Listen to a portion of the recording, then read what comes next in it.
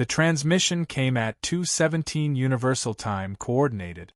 Buried in the usual cosmic background noise, hidden among the bursts of pulsar emissions and interstellar static, was a signal so precise, so undeniably structured, that it sent every observatory on Earth into a frenzy. It had come from Proxima Centauri b, the closest known exoplanet to Earth. But it wasn't alien. It was human. Dr. Elias Carter, lead astrophysicist at the Deep Space Intelligence Array, stared at the raw data on his terminal. His breath came shallow, heart pounding against his ribs as the decoded message scrolled across the screen in stark, digital clarity. "Please respond. It's me." The voice file embedded in the signal had already been analyzed and confirmed. There was no mistake. The voice belonged to Commander Alex Reese. Commander Reese had been dead for 20 years. The mission had been classified top secret, one of the first interstellar expeditions using experimental Alcubierre drive technology. The Icarus had launched in 2045, bound for Proxima Centauri, and had vanished without a trace. No wreckage, no distress signals, no answers. Until now. Carter's fingers trembled as he activated the comms link to the highest level of command. The world was about to change forever. The warship Erebus tore through the void, its sleek black hull cutting against the cosmic abyss. Armed to the teeth with railguns, antimatter warheads, and an elite crew of Earth's deadliest operatives, it was the spear tip of the United Coalition's interstellar forces. And it was heading straight for Proxima Centauri b. Captain Adrian Vale stood rigid on the command deck, her eyes fixed on the ever-growing red sphere on the view screen. "You're sure this is legit?" Vale asked. Across from her, Dr. Carter, still looking like a man who had seen a ghost, nodded. The signal was real. The voiceprint analysis is a perfect match. But that's impossible. Alex Reese died 20 years ago. Vale narrowed her gaze. Then who the hell sent that message? No one had an answer. Approaching deceleration point, called out Lieutenant Sato from the navigation console. FTL shut down in 3-2. The ship shuddered violently as it dropped back into real space, the stars stretching and snapping into place. The gravity wells of Proxima Centauri b and its parent star stabilized around them. "Visual feed online," said Sato.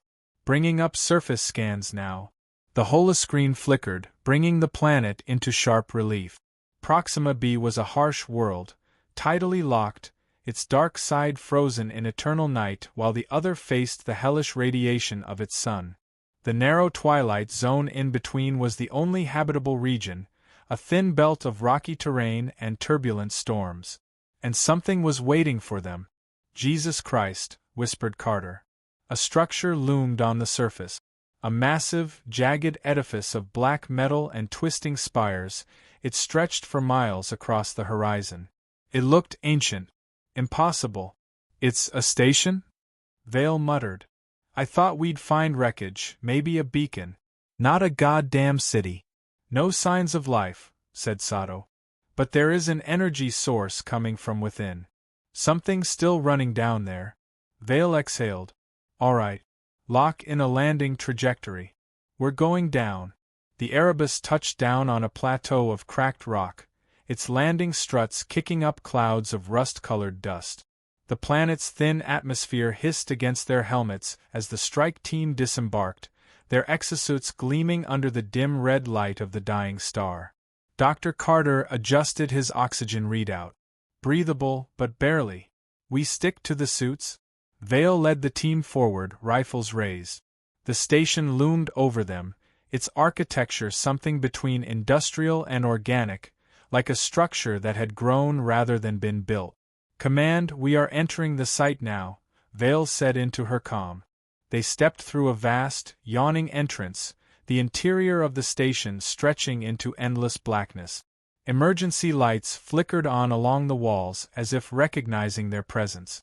"That's unsettling," muttered Sato. Carter ran his fingers over the walls. "This metal, it's not Earth-made." "Then how did Reese build this?" Vale demanded. Carter shook his head. "I don't know. A deep, resonant hum echoed from the depths of the station. Then the voice returned. I knew you'd come. It wasn't a transmission. It came from inside the station. Vale whipped around, rifle up. Who's there? Identify yourself? Footsteps echoed, and then Commander Alex Reese stepped into the light. Reese looked exactly as he had 20 years ago, not a day older. His suit was pristine, his movements smooth and controlled. But his eyes were wrong. They glowed. Alex? Carter whispered. Reese's lips curled into something resembling a smile. You came fast. That's good. We don't have much time. Vale tightened her grip on her weapon. You're supposed to be dead. Reese's smile faded. I was. A long silence stretched between them. Where's the rest of your crew? Carter asked. Reese's expression darkened. Gone. How? Vale pressed. Reese looked past them, deeper into the station. Come with me. I'll explain everything. But we have to move. Now. The air around them grew colder. Something was watching them. Something else was here. And it was waking up.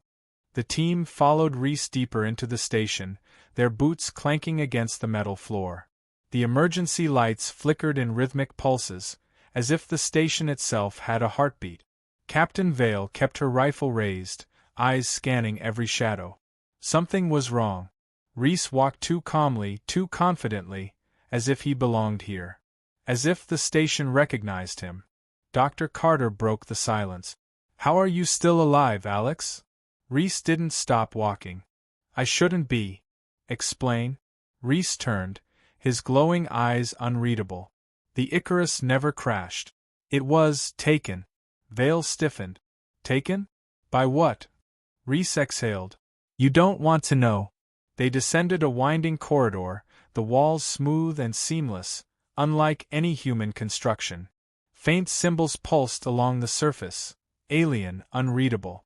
Sato ran a scanner over them. These markings, they're changing. It's like they're reacting to us? Carter frowned. No. They're reacting to him.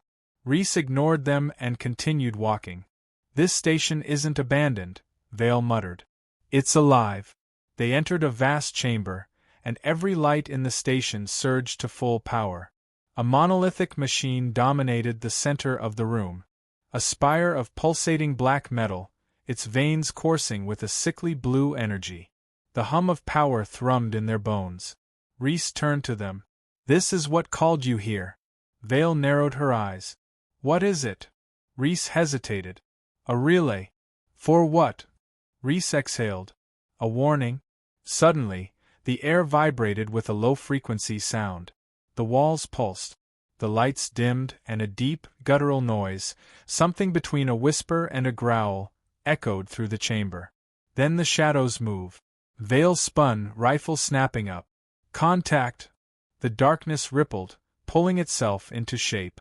Limbs stretched unnaturally, forming into something vaguely humanoid but impossibly thin, as if its body wasn't fully solid. Its face, if it had one, was a void, a hollow absence of light. Then more emerged. 1, 3, 10. The air cracked as reality seemed to twist around them. Fire! Vale bellowed. The team opened up, bullets tearing through the figures. But the rounds passed through like mist. No effect. Sato shouted. The creatures surged forward. Reese's voice cut through the chaos. Run!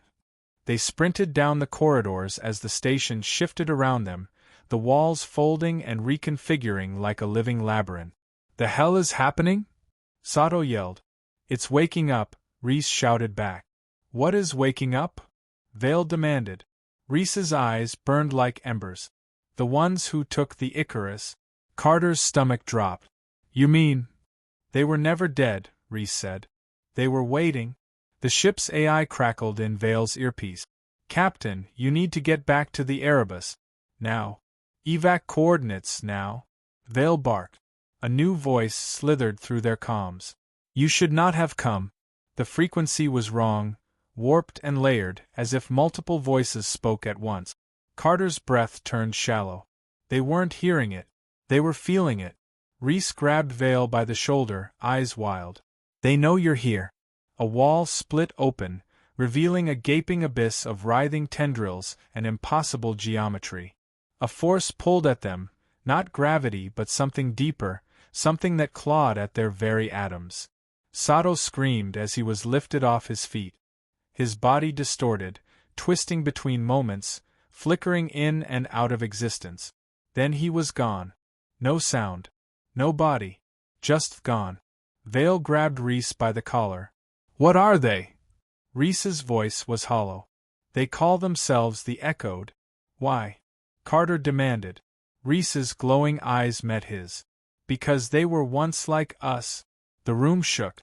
A monstrous figure crawled out of the abyss. 8 feet tall. Its elongated limbs snapped unnaturally as it moved. Its body flickered between solid and liquid, wrong in ways the mind couldn't comprehend.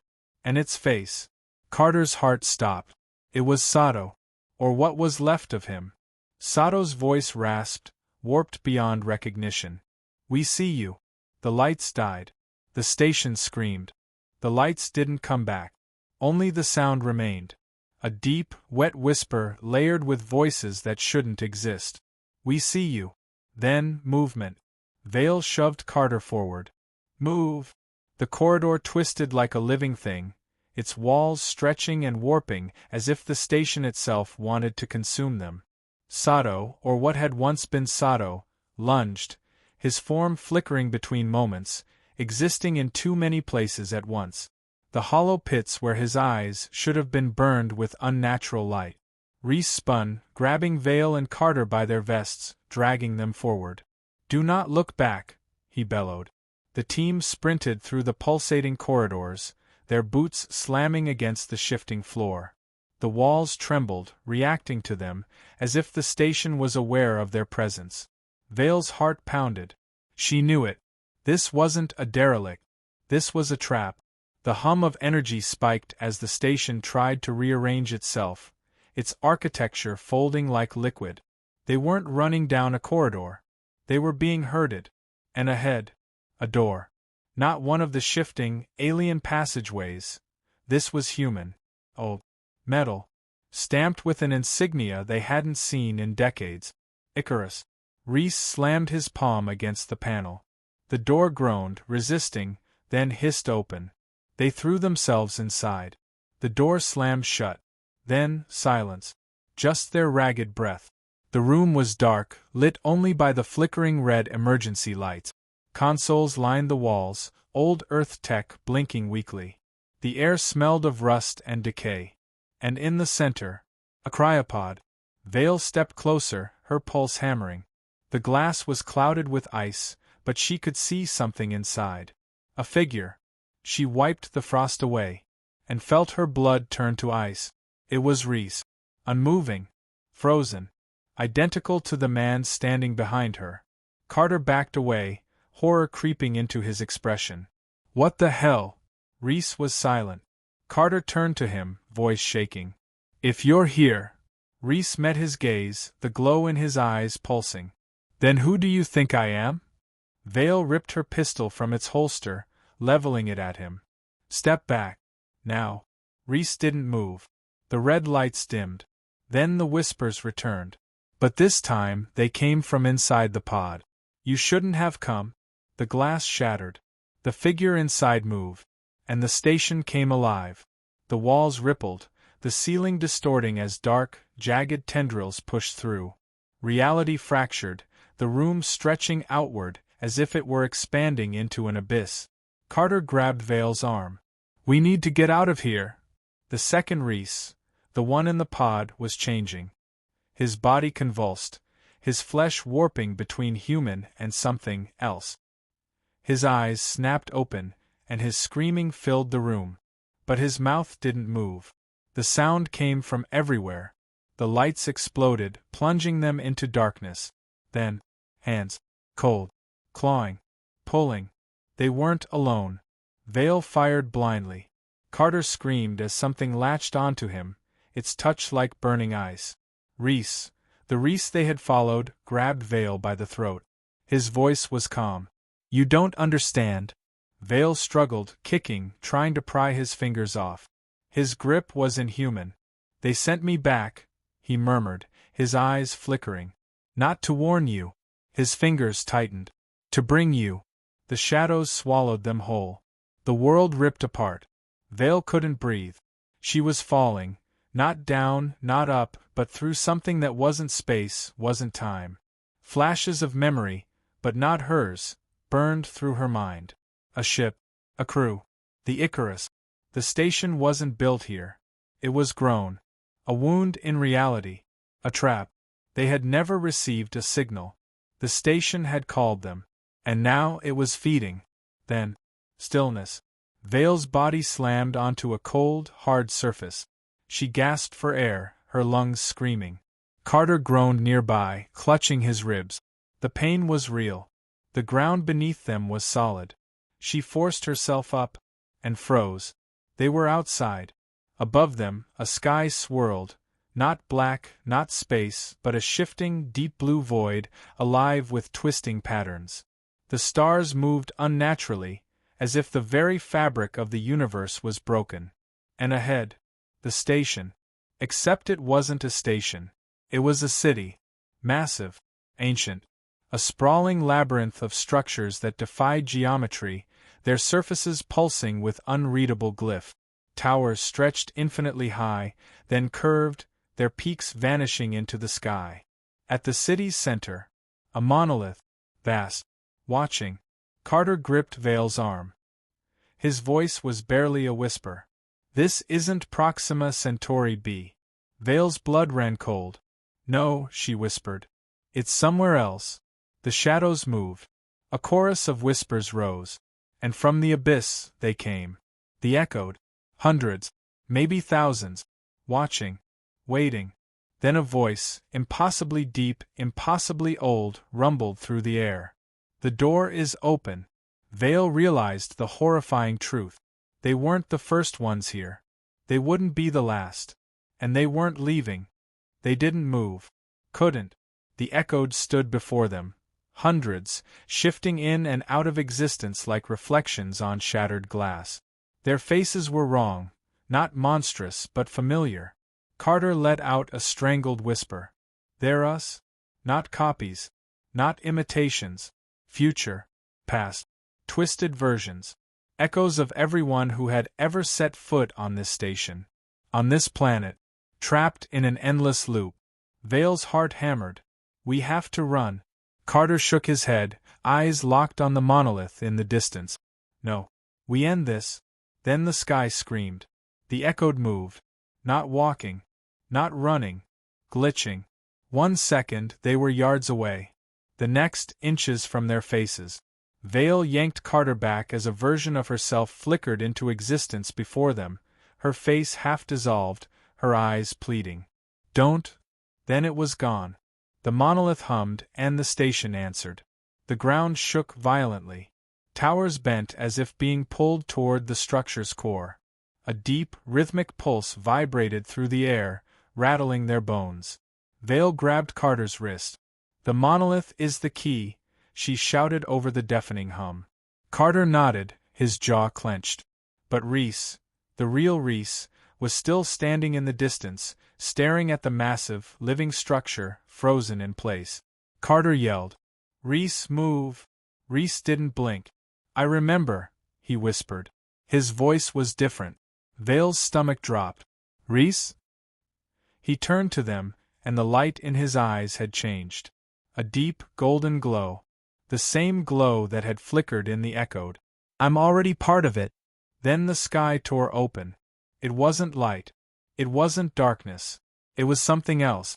Something pulling at them, dragging them toward the monolith as the entire reality around them bent.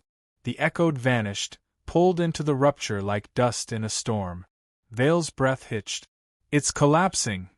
Carter fought against the force, grabbing Vale's wrist to keep from being sucked in. How do we stop this? Reese turned toward the monolith, his hands trembling.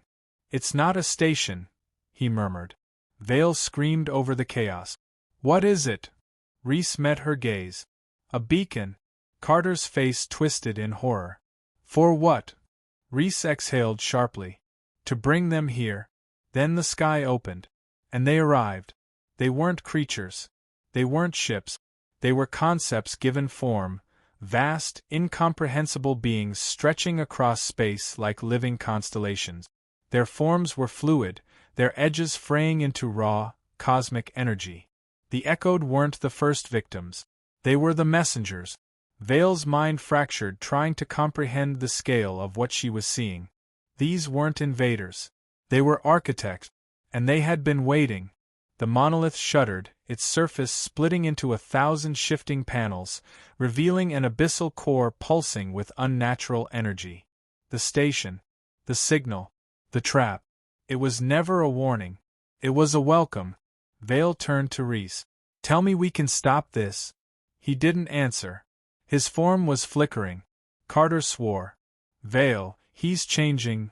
Reese's voice overlapped itself, layers upon layers of echoes. I was never supposed to leave. His face was melting into the shifting void. His body distorted, not being erased but becoming something else. Carter pulled a knife from his belt. I can stop him. No. Vale grabbed his arm. Reese's final expression was one of understanding. Then, he vanished, absorbed into the monolith. The pulse grew louder. Vale's voice broke. We have to shut it down. Carter wiped the sweat from his brow, breath ragged. How? The monolith shuddered again. A panel at its base slid open, a core of human tech, wires and consoles half swallowed by alien growth. Vale's pulse skyrocketed. They used our systems to activate it? Carter's eyes locked onto a single, glowing control panel. A manual override. Vale didn't hesitate. She ran. The wind howled, the force of the monolith's power nearly lifting her off the ground. She reached the panel, fingers slamming against the controls. A countdown appeared. 0:30. Vale's hands flew across the console, overriding every failsafe. The monolith screamed. Carter grabbed her shoulder. We need to go. The city was imploding, towers folding inward as the sky cracked apart. The monolith shook, trying to resist. But it was losing. The override took hold. Vale's final command ripped through the system. The beacon collapsed. The sky snapped shut. Then, the station was gone.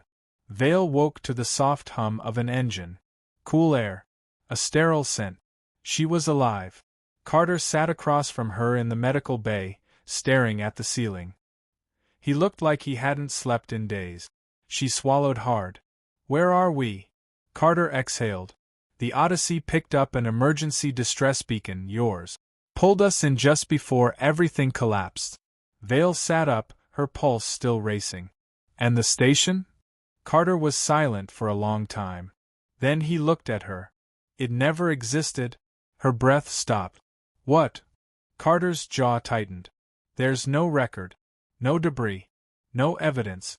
As far as command is concerned, we found nothing. Vale's stomach turned. She could still hear the whispers. Feel the pull of the monolith. Carter's voice was low. But we know the truth. The silence between them was deafening. Vale turned to the window. Beyond the glass, Proxima Centauri B hung in the void, still and lifeless. But something was wrong. The stars. They were moving. Not drifting. Watching. Then the console beeped. A new signal. Identical to the first.